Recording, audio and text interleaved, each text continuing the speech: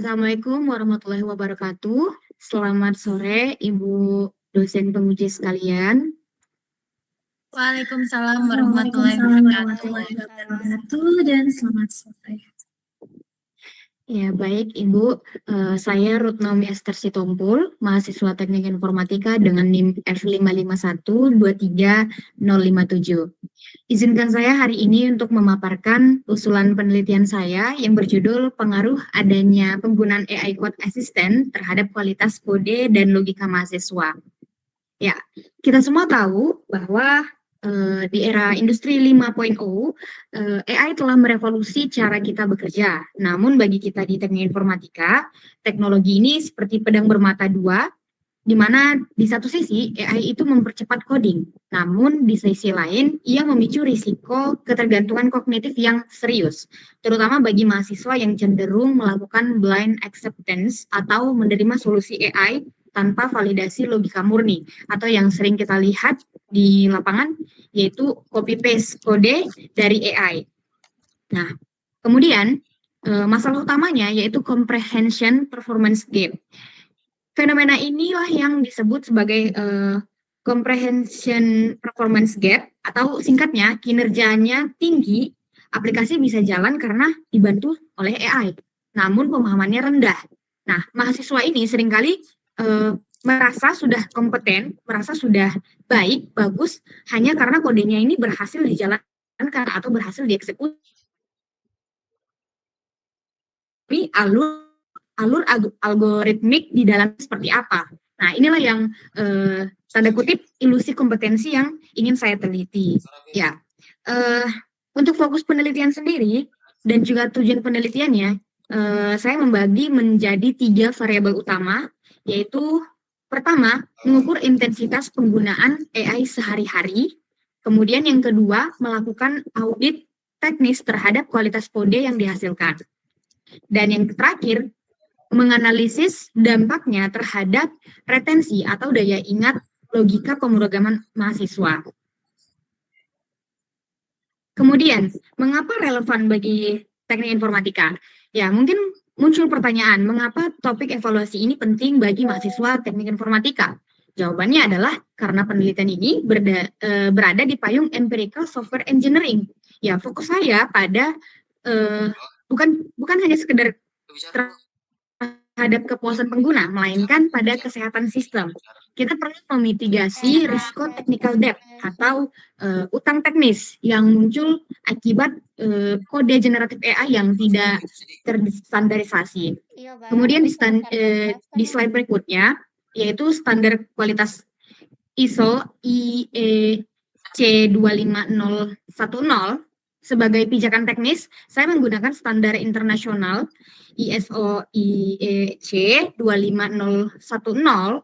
Evaluasi difokuskan pada aspek keandalan atau reliability, dan juga yang kedua keamanan, security, atau bagaimana apakah kode AI ini tahan terhadap skenario batas dan memastikan tidak adanya celah kerentanan yang ikut tersalin ke dalam basis kode mahasiswa.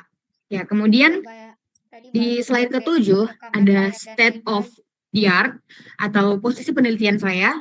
Jika kita membandingkan dengan riset terdahulu, posisi penelitian ini sangat unik.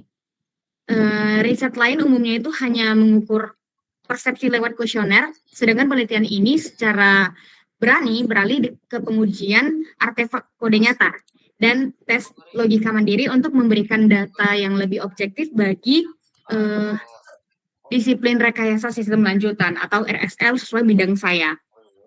Kemudian di slide ke-8, yaitu analisis visual VOS viewer. Jadi dukungan data dari VOS viewer juga menunjukkan bahwa meskipun topik impact of AI sedang sangat populer, di sini dapat kita lihat yang berwarna kuning, variabel program comprehension masih sangat jarang dieksplorasi secara empiris. Nah, ini membuktikan adanya peluang riset yang sangat strategis. Kemudian selanjutnya, di slide 9 dan juga 10, melalui alur dari masalah menuju solusi eksperimental ini, saya mengajukan dua hipotesis utama, yaitu yang pertama ada terdapat pengaruh negatif signifikan dari intensitas penggunaan AI terhadap tingkat pemahaman mandiri logika pemrograman mahasiswa, dan yang kedua kode hasil AI itu tanpa validasi manusia memiliki rasio error logika yang lebih tinggi dibandingkan pengerjaan manual. Kemudian untuk di slide yang ke-11, metodologi penelitian, untuk membuktikannya, saya menggunakan metode eksperimen semu. Tahapannya itu dimulai dari persiapan instrumen, kemudian pelaksanaan coding terkontrol, manual versus AI. Nah, lalu audit kode menggunakan standar ISO 25010 dan diakhiri dengan uji hipotesis secara statistik. Kemudian di slide terakhir sebagai penutup, penelitian ini bukan sekedar tentang teknologi, tetapi tentang menjamin integritas kompetensi calon software engineering di masa depan. Sekian presentasi saya, mohon maaf bila ada kekurangan dan kesalahan kata. Terima kasih atas perhatian Ibu dosen penguji sekalian. Saya sangat mengharapkan masukan dan pertanyaannya. Terima kasih. Apakah ada pertanyaan dari Ibu dosen sekalian? Oke, baik Ruth. Terima kasih untuk presentasinya. Untuk penjelasannya sendiri itu sudah jelas. Namun di sini saya ingin bertanya. Pertanyaan saya yaitu dilihat dari judulnya Ruth nih, kan ada kata mengenai pengaruh dan pemahaman. Nah, biasanya topik seperti itu diambil oleh mahasiswa sistem informasi atau mahasiswa keguruan, sedangkan Ruth sendiri ini itu mahasiswa prodi teknik informatika. Jadi, pertanyaan saya, apa yang membuat penelitian Ruth ini layak disebut sebagai tugas akhir dari anak teknik informatika? Itu pertanyaan saya, Ruth. Oke, baik Ibu, izin menjawab. Sepintas memang terdengar mirip, tapi fokus utamanya jelas berbeda. Kalau penelitian sistem informasi, biasanya mereka hanya menyebar kuesioner untuk bertanya apakah mahasiswa merasa terbantu atau puas dengan AI gitu.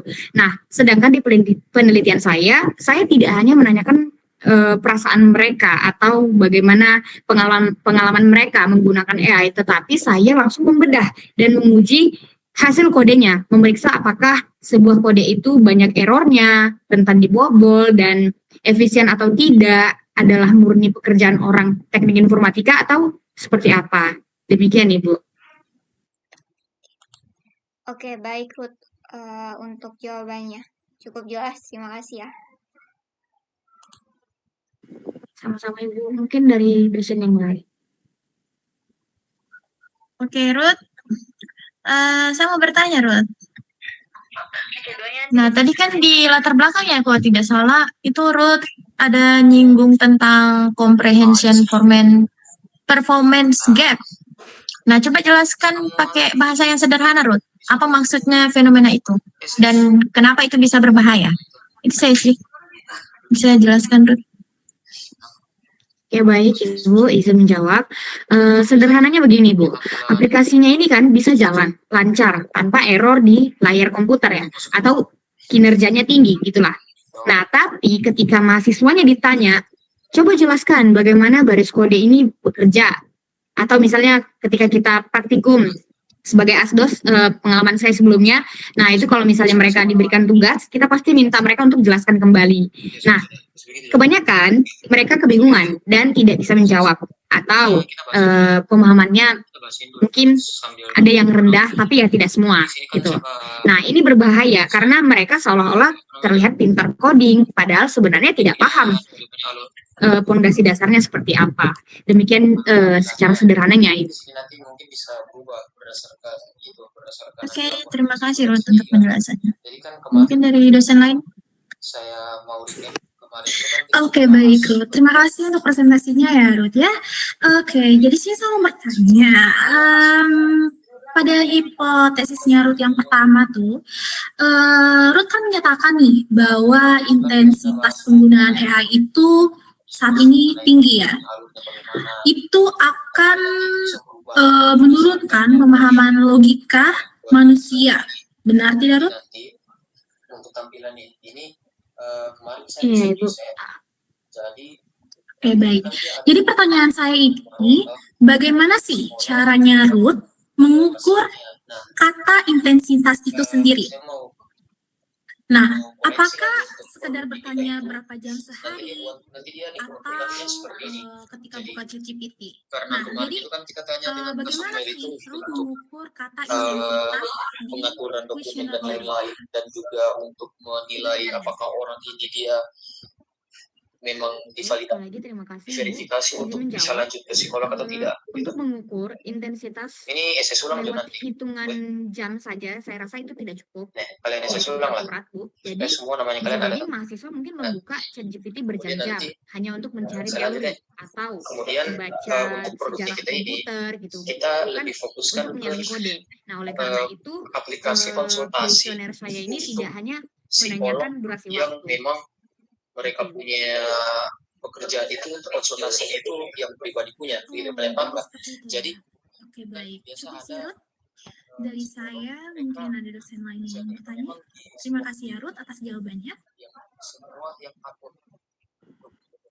Menurut saya sudah boleh. Mungkin bisa ditutup, Ruth.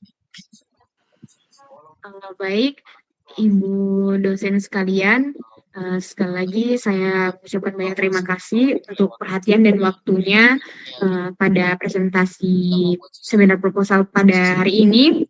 Mohon maaf bila ada kesalahan dan kekurangan kata. Saya tutup. Wassalamualaikum warahmatullahi wabarakatuh. Waalaikumsalam warahmatullahi wabarakatuh. Assalamualaikum. Semangat, Ruth. Terima kasih ya, Ruth.